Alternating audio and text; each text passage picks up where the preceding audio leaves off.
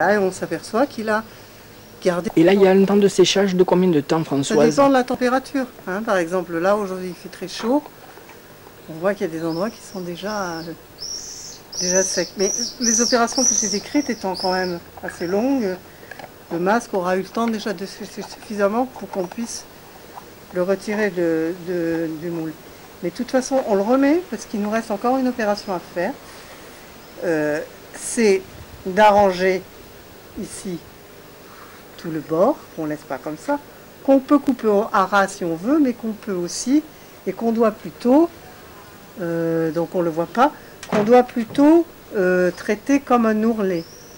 Donc pour traiter comme un ourlet, c'est-à-dire un revers, un rabat, on voit qu'ici on a des paquets de matière là qu'il faut éliminer.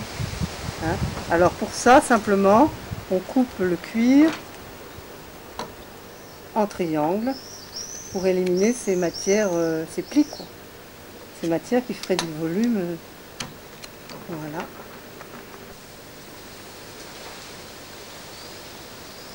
Voilà, donc on coupe tout le tour. Selon des petites pointes.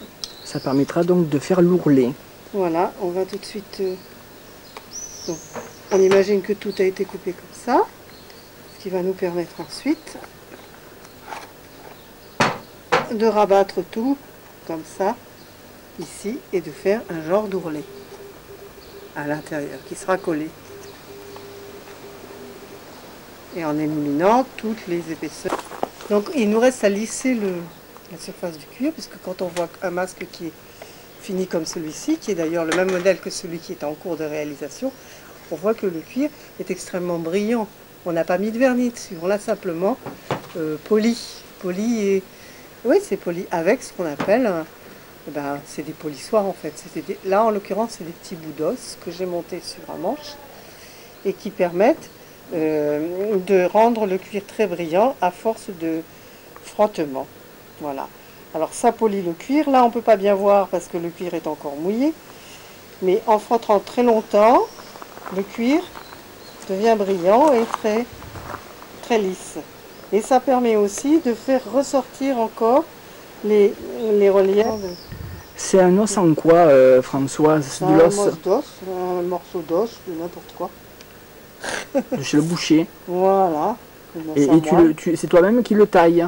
Ouais, là, c'est moi qui l'ai taillé. Ouais. Morceau d'os. Il faut que tu fabriques toi tes outils. Bah oui. Enfin non, celui-là, non. Mais j'en ai fait aussi en bois, comme ça. Sinon, oui.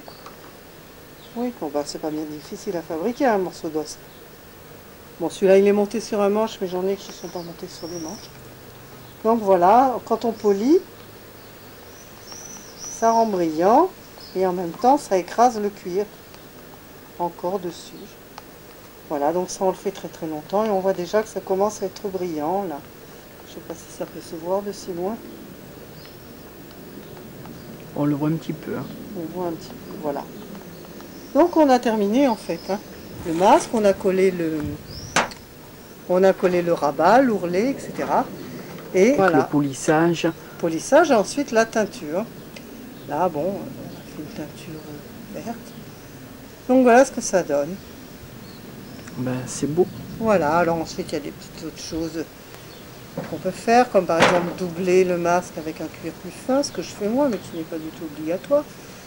Et puis dans certains modèles, comme j'expliquais au début, l'ajout d'accessoires, comme là des sourcils ou des petits favoris. Quand on a ouvert la caisse magique. Oh oui, ça c'est beau comme tout, Françoise. Bah tu sais, on est tellement habitués à ouvrir cette boîte, on les voit plus là, ça fait tellement longtemps. Et les petits trous sur le nez, bon, son nez est très grand et donc pour mettre en valeur le nez, quoi, je veux dire. Voilà. En Et gros, la deuxième peau à l'intérieur, Françoise, cette deuxième peau, est-ce qu'elle risquerait pas éventuellement de ne pas se calquer sur le visage du personnage si c'est artisanalement fait? Non, parce que c'est une peau très fine. C'est comme du tissu. Donc on le colle et c'est comme du tissu, quoi. C'est pas... Là, c'est du cuir épais, mais ça, c'est juste... Je pourrais mettre du tissu à la place, mais on met du cuir. Ça permet d'être plus à même d'épouser la peau et d'être plus c'est plus confortable. Plus confortable. Quand on transpire, c'est plus confortable pour le comédien d'avoir ça. Et puis je trouve que c'est plus beau de toute façon. On le voit très bien, hein, là, c'est les traces de transpiration qu'il y a partout quand le masque a été utilisé. Voilà, y a-t-il des questions? Ce que j'appelle moi l'outil boule, c'est-à-dire les petites boules qui servent au début à casser les fibres. Je prends celui-là qui est bien, mais j'en ai fait aussi en bois de buis. C'est aussi des petits ronds plus ou moins gros. Alors s'il y a des volumes plus ou moins fins sur le masque, j'utilise, bon par exemple ça c'est une boule qui est grosse, beaucoup plus grosse que ça. Voilà, donc c'est vraiment très artisanal, hein, ça, c'est des morceaux de buis. Voilà pour les boules. Sinon, bon, en ce qui concerne les maillets, effectivement, il y en a un petit peu de toutes les sortes. Hein. Voilà, plus ou moins gros, avec des volumes différents. J'utilise aussi la partie plate, là, pour faire les grandes surfaces. Hein. Le front, par exemple, des choses comme ça. Voilà un autre. Ils sont tous recouverts de cuir, de manière à ne pas écorcher la surface du masque, hein, parce que une fois que le cuir est écorché, il est écorché un peu plus. L'autre.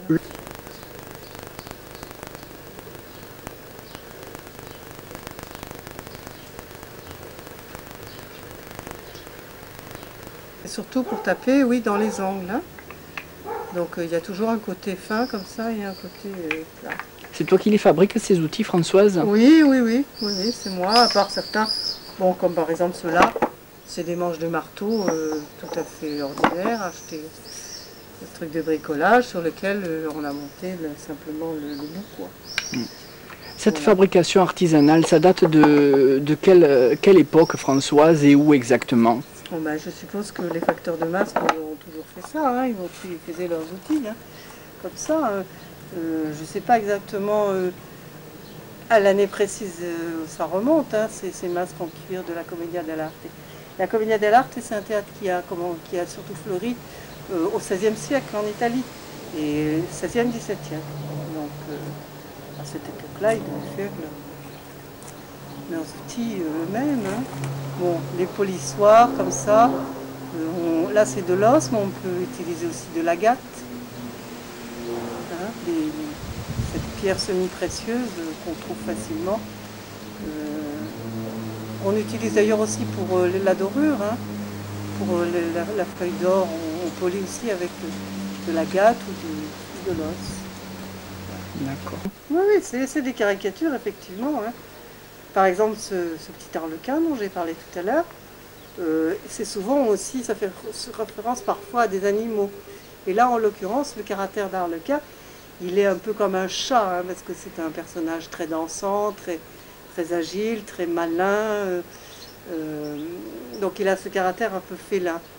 Et c'est pour ça que souvent les facteurs de masque lui ont fait des yeux. Là, on voit bien hein, qu'il a des yeux un peu félins. Et puis ce visage un petit peu aussi qui fait penser à un chat. En ce qui concerne... Et alors il y a des caractéristiques précises sur les personnages. Par exemple, Arlequin, il a toujours ici une grosse bosse qui normalement est rouge. Bon là le masque il a déjà pas mal servi et le rouge s'est estompé. Mais à l'origine il était là, hein, ce rouge. Et alors c'est pour dire une chose précise, c'est qu'Arlequin, il aime bien se bagarrer. D'ailleurs, le personnage, sur scène, il a toujours ce qu'on appelle une batte, c'est-à-dire un genre de bâton qu'il fait toujours claquer, un bâton avec 2 lames de bois qui fait claquer. Et donc, il aime bien se battre et il donne des coups, mais il en reçoit aussi. Donc, c'est pour ça qu'une fois pour toutes, on lui a fait une bosse sur le front pour dire que c'est un personnage bagarreur, belliqueux et qui se bat. Ça, c'est l'explication théâtrale de la bosse d'Arlequin. Et vous la verrez sur tous les masques d'Arlequin. Il y a une bosse. Il y a une explication qui est moins poétique et moins théâtrale, qui est la suivante, c'est que ce personnage de la Commedia dell'arte est originaire de Bergame, de la région de Bergame en Italie. Ils sont bergamasques, les Arlequins. Et il paraît que dans cette région, il y a des problèmes d'eau hein, qu'on consomme, enfin à l'époque en tout cas, qui fait que les habitants ont souvent des goitres et des verrues. Et ce serait une explication pour laquelle, pour cette bosse. Mais la première explication est 100 fois mieux, à mon avis. Oh, je m'en doute, c'est plus sympathique. Voilà, donc pareil, bon, ce personnage-là qui est Pantalone, donc un vieux, c'est l'ancêtre de l'avare de Molière, hein, du Géronte de Molière. Eh bien, c'est Pantalone, c'est un vieux Vénitien très riche, et donc il est un peu comme une fouine, hein, et alors il est souvent représenté avec ce très très long nez démesuré. Il est maigre, avare, moche, enfin tout. Voilà. C'est une symbolisation, un masque. Ça symbolise un trait de caractère qu'on fige. C'est un peu ça, Françoise? Absolument. Et le comédien, dès qu'il a mis son masque, il n'est plus lui-même. Il incarne son caractère. C'est très différent d'un masque de carnaval, par exemple. Là, c'est vraiment symbolique. Et un comédien, dans le théâtre de la Comédie de l'Art, qui traditionnellement, le comédien qui incarnait ce personnage, par exemple, de Pantalone, il l'incarnait toute sa vie, il jouait ce personnage de Pantalone. Celui qui faisait Arlequin était toujours Arlequin, et on se transmettait du vieux comédien Arlequin qui prenait sa retraite aux jeunes, on se transmettait le masque, et c'était une relève. Ça, c'est un autre personnage, qui est un personnage aussi connu, qui s'appelle Brighel. Brighel, c'est un valet aussi de la comédie. Il y a beaucoup de valets dans ce théâtre. Comme dans Molière, hein. Molière, il a pêché ça dans le théâtre de la Comédie de l'Art. Hein. Tous ces valets, tous ces servants qui sont malins, un peu roublards, et qui dépatouillent toujours leur maître, engagés dans des histoires pas possibles, avec des jeunes filles dont ils sont amoureux, etc. etc. Voilà. Ah, le costume de ce théâtre de comédie, moi je ne suis pas très spécialiste, hein, parce que moi je fais des masques, mais je ne suis pas costumier. Oui, ben c'est comme pour... Il y a des choses précises qui reviennent tout le temps, comme pour les caractères. Lisez un peu le film, oui, comme ça on le verra bien, on comprendra bien l'évolution. J'en prends toujours un peu 10 secondes.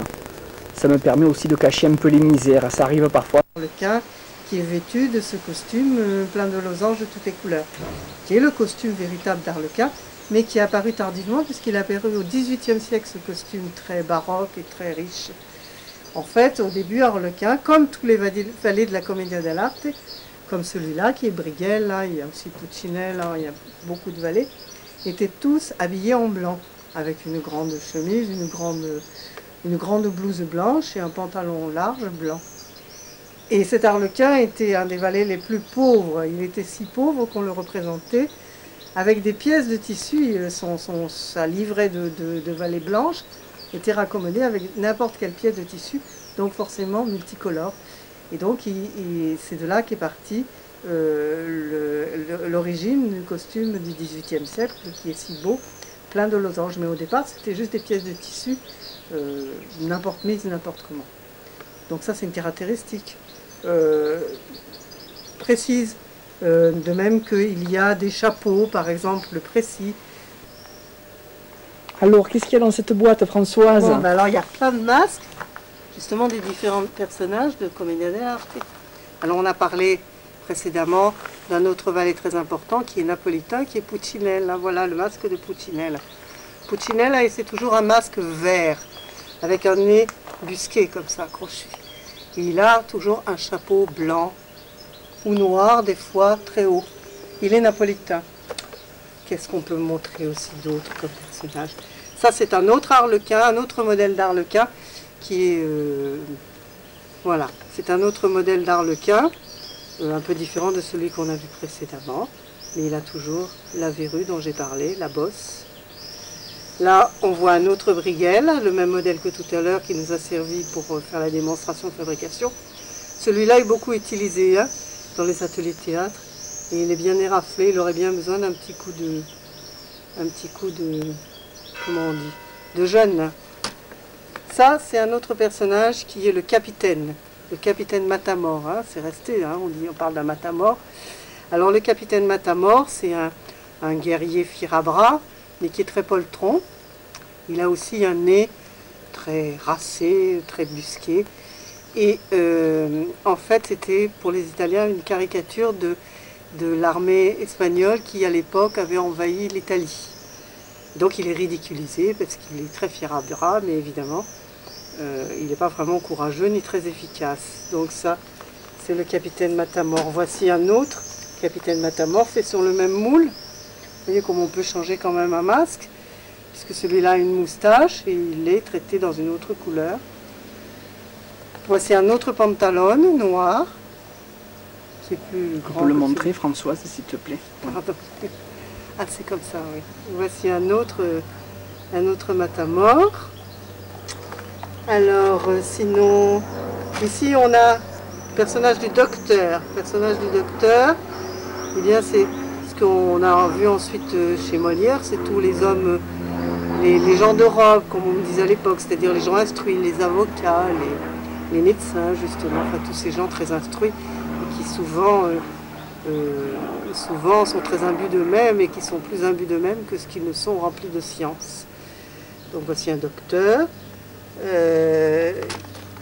Ici on a encore un autre valet qui est Tartaglia, un autre valet toujours, habillé en blanc comme tous les valets de la Commedia.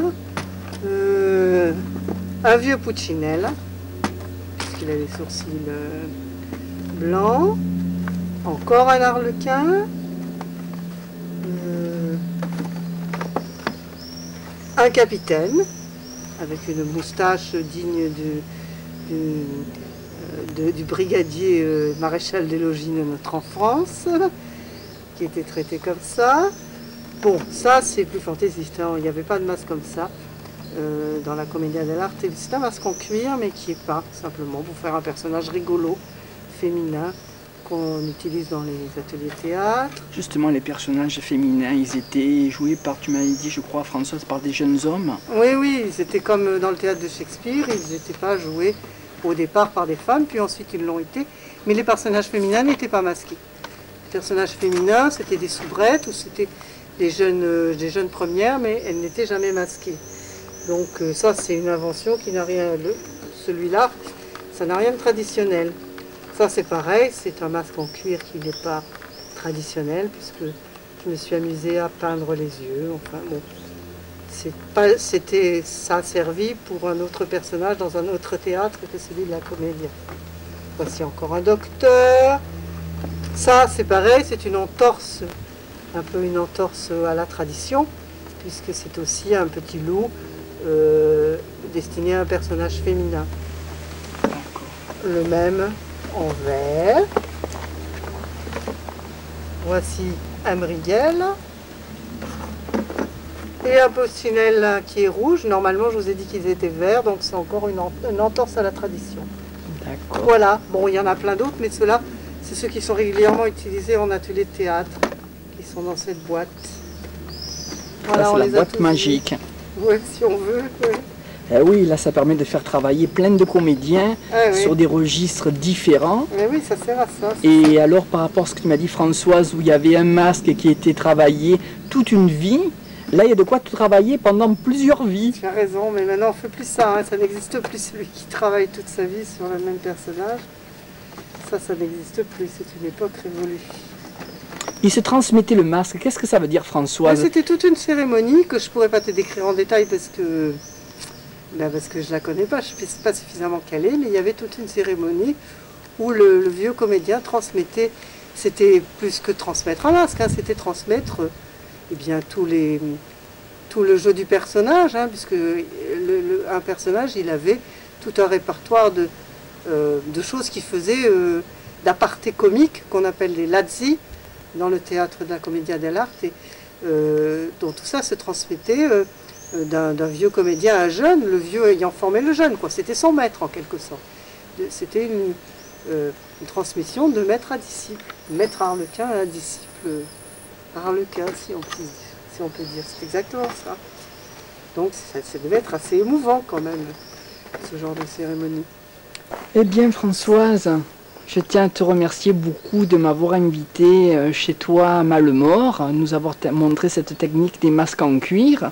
Aujourd'hui, nous sommes le 20 juin de l'an 2000 et je te remercie beaucoup de ton accueil. Eh bien, je te remercie aussi d'être venu. de m'avoir permis d'expliquer tout ça. C'était un plaisir de vous expliquer tout ça. Cher Marco. Merci Françoise.